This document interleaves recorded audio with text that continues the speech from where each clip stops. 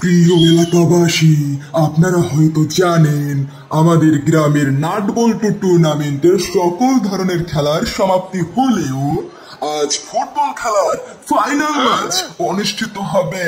ঠিক সকাল 10টার সময় আমাদের ম্যাচটি শুরু হতে যাচ্ছে।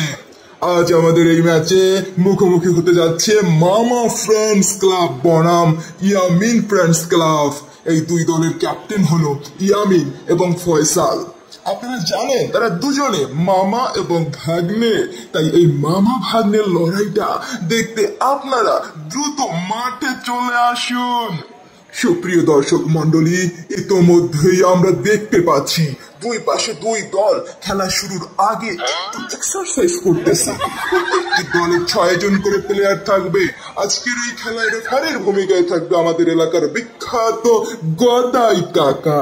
তাই সুপ্রিয় দর্শক মন্ডলী, আপনারা ধৈর্য ধরে একটু সময় অপেক্ষা করুন, আর কিছু সময়ের মধ্যেই আমাদের খেলা শুরু হবে।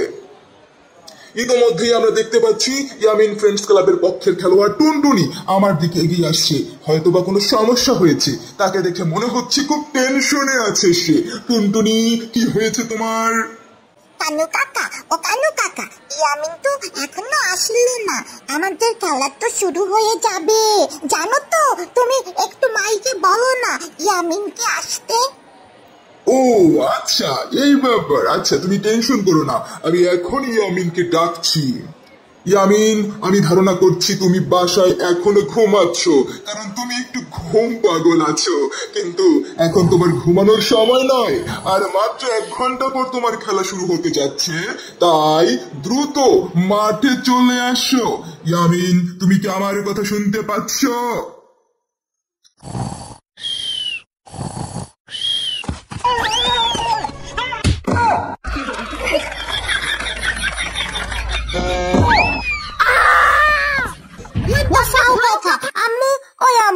আর মাত্র 1 ঘন্টা বাকি, আমাকে তুমি ডাকলে না যে? এখন কোন সময় খাবো আর কোন সময় বা মাঠে যাব? সকাল 7টা থেকে তোমাকে ডাকতেছি। কি হয়েছেটা কি তোমার? হ্যাঁ, তুমি কি স্বপ্ন দেখতেছিলা? হ্যাঁ, আসলেই তো আম্মু, আমি তো একটা স্বপ্ন দেখতেছিলাম। তুমি কেমনে জানলা? তোমার নাকটা যে তুমি ডাকতেছিলে না, তাতেই আমি বুঝে গেছি যে তুমি নির্ঘাত স্বপ্ন দেখতেছো। তা কি স্বপ্ন দেখতেছিলে যে তোমার মনেই ছিল না আজকে তোমার ফাইনাল খেলা? আম্মু, আমি তো একটা খারাপ স্বপ্ন দেখছি। দেখলাম কি ফুটবল খেলতে গিয়ে আমি বলের সাথে উড়ে গেছি। তারপর দর্শক আমাকে দেখে হাসাহাসি করছে। এখন তো আমার ফুটবল খেলতে যাইতে ভয় করতেছে। আম্মু, কি করব এখন? ভয় নেই, গতবার ডাক্তারবাবু বলছে না তুমি ঠিক মতো খাওয়া দাওয়া করো না, যার কারণে তো তোমার এই সমস্যা। যাও তাড়াতাড়ি ফ্রেশ হয়ে নাও, খাবার দিচ্ছি, বেশি করে খেয়ে মাঠে যাও। হ্যাঁ, ও আম্মু, you are so sweet, that's a good idea. আমি এখনই গোসলটা করে আসছি।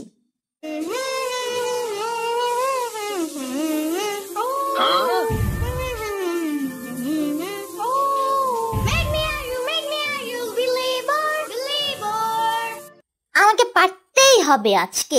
আমি ইচ্ছা মতো খাবো, হেডা ভরে খাবো। আম্মু, বেশি বেশি খাবার দাও তো আমাকে।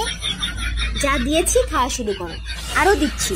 কিন্তু তুমি এই হেডা ভরে খাবে সব ওয়ার্ড কোথা থেকে শিখছো? হ্যাঁ আম্মু, মামার সাথে ওই ব্যাচেলর পয়েন্ট দেখছিলাম, সেখানে পাশা মামা বললো হেডা ভরে খাওয়ার কথা, ওইটা দেখেই তো শিখছি। দেখছো, ভালো কথা, কিন্তু এইসব ওয়ার্ড কখনো বলবে না, ঠিক আছে? এগুলো শুধু এন্টারটেনমেন্টের জন্য, কিন্তু নিজের জীবনে কখনো অ্যাপ্লাই করবে না, বুঝতে পারছো? হ্যাঁ আম্মু, আই ক্যান আন্ডারস্ট্যান্ড এভরিথিং। ওকে, এখন তাড়াতাড়ি খাও, মাঠের দিকে যাও, আমি কিছু সময় পরে আসতেছি।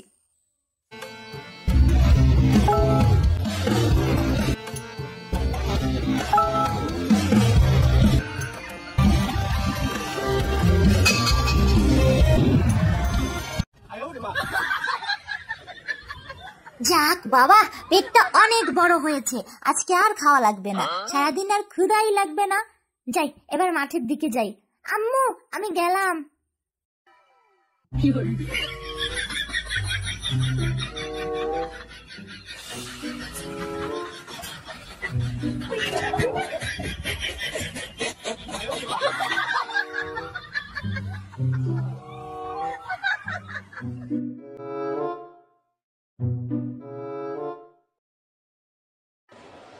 আমরা দেখতে পাচ্ছি আমাদের captain the little Messi Yamin চলে এসেছে আমাদের মাঝে।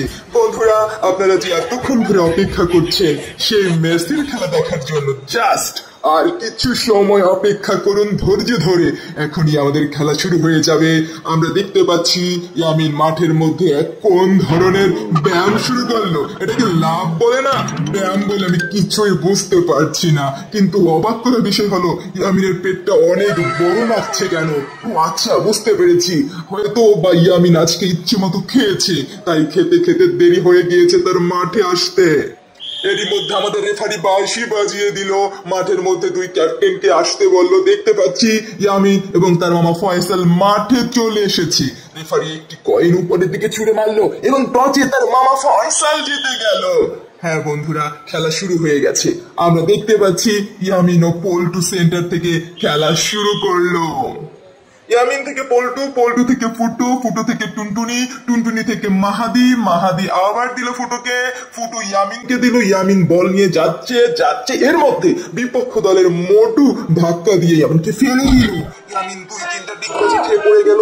পড়ে যাওয়ার পর ইয়ামিন থেমে নেই, সে আবার লাফ দিয়ে উঠে বলটি কেড়ে নিল এবং আবার সে পল্টুকে দিল। আবার একটু জোরে সামনের দিকে ইয়ামিনের কাছে পাস দিল। ইয়ামিন জোরে কিক মারলো, বল চলে গেল বিপক্ষ দলের জালে। হ্যাঁ বন্ধুরা, আমাদের লিটল মেসি ওর উপর ইয়ামিন একটি গোল দিয়ে দিল এবং ইয়ামিন ফ্রেন্ডস ক্লাব 1-0 গোলে এগিয়ে গেল। আবার আমরা দেখতে পাচ্ছি ইয়ামিন ফ্রেন্ডস ক্লাবের সবাই একটু ডান্স করে উদযাপন করছে গোলটি। এখন আমরা দেখতে পাচ্ছি আবার খেলা শুরু হয়ে গেল। ফয়সাল এবং ঝন্টু সেন্টার থেকে খেলা শুরু করলো। বল পাস দিয়ে দিল টমের পায়ে, টম সেদিকে পাস দিল মোটুর কাছে, মোটুর জোরে একটা কিক করলো। কিকের সাথে সাথে বলটি চলে গেল ইয়ামিনদের জালে। বন্ধুরা, দুই দলের স্কোর এখন 1-1, খেলায় সমতা ফিরে আসলো। বন্ধুরা, প্রথমার্ধের খেলা প্রায় শেষের পথে। আবারও ইয়ামিন ও পল্টু সেন্টার থেকে খেলা শুরু করলো।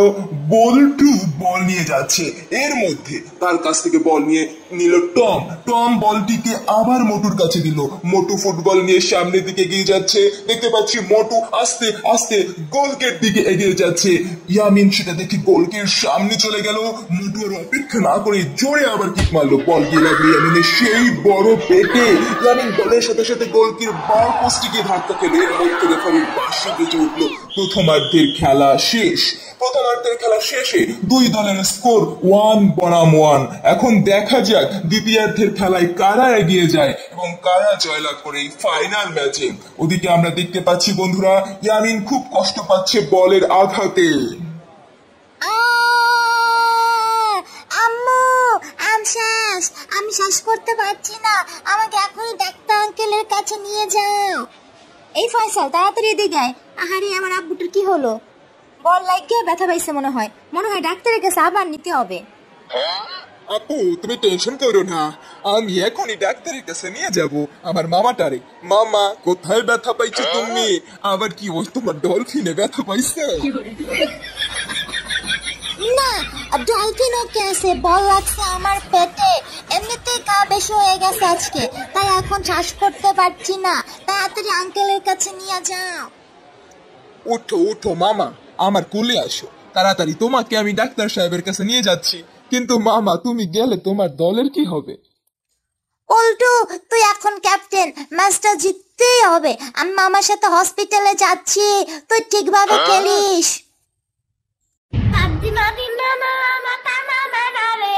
আমার গান নাই রে, আমার গান নাই রে, হেই